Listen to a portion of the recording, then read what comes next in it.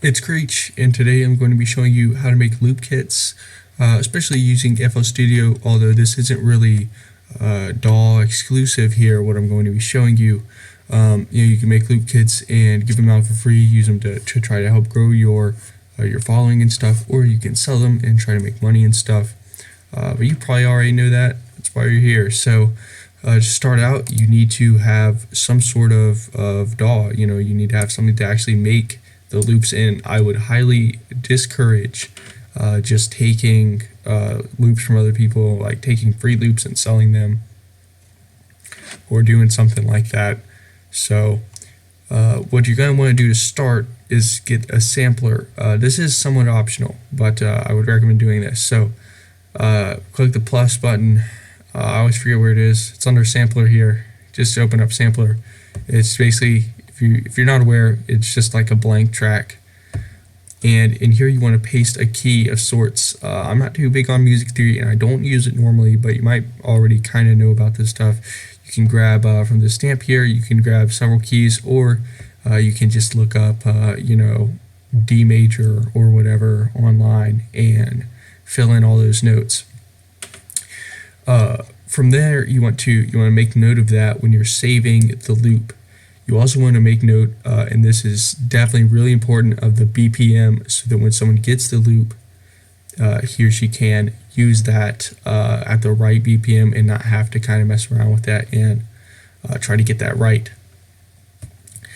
Once you have those two things, and you can go ahead and you could save it as that, or just make sure you're making note of that, so that when it comes time to save it, you know what you're doing. The next thing to do is once again, you want to make the sound yourself. You don't want to try to use someone else's stuff and sell it or something. That's just not smart. So here I just opened up Electra X.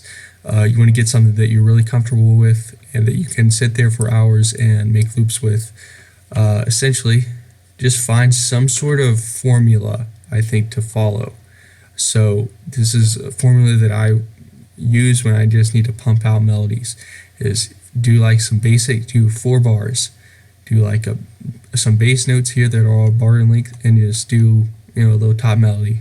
This isn't that good, but here's what I found here.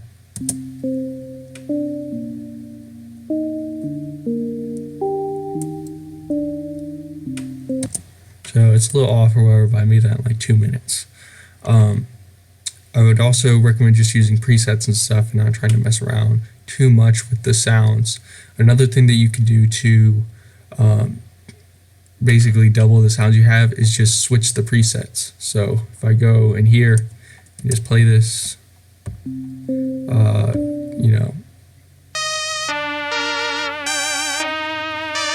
just that there, that's 2 loops.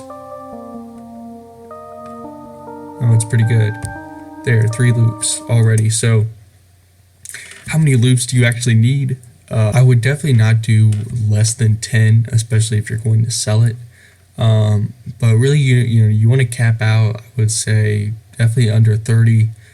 20, 25 is probably a good number to aim for if you're selling it. If it is a free pack, you can do 10. You could even do like 5 or something. Anything like that. Where it really depends on, obviously, if you're selling something, the value that you're giving has to match the price somewhat.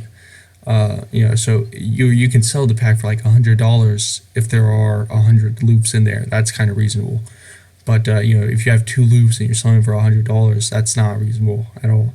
So you have to think about that, depending on what you're going to do, obviously. So after that, say I have this loop here. So I'm gonna go to save it. Go to File. Over here, this is on FL Studio, of course. Go to Export, and you want to do a WAV file. WAV files are like better. They have more information or some shit. You should probably create a folder.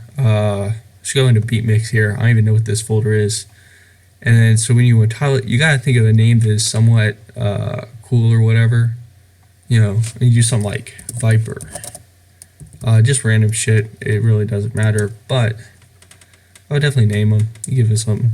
And then I forgot what key. I think it was like, I just did something like minor, whatever. So I'll just put like A, probably capitalize this, A mine, something like that, and then 140 BPM.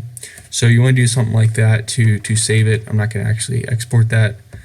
This should take literally seconds to export though if you've never exported something in FL Studio. So once you have that step, the next step to do is to make some sort of cover art. This might sound intimidating, but it's really not hard at all. And you can get templates for, you know, like you can see there's people that have like the boxes and shit that's like, you know, the picture that looks like the presets come in that little box or whatever. Stuff like that. And then your last step, now that basically is how you would create one. It is somewhat simple, but you know, I hope I was able to add in little stuff that you might have missed and might not think about. So your next step after that is, of course, to promote it in some manner. If you are like me, you have a YouTube channel with a small amount of subscribers, however a decent amount. So I can get, I do make videos a lot with preset packs, and they do get a good amount of views. And so you can definitely start there. And you know, you can mess around with other forms of traffic if you're really trying to get people to download it. You know, spread it around to your friends, whatever, use Instagram. That's pretty much it. So thanks for watching. I hope this was helpful.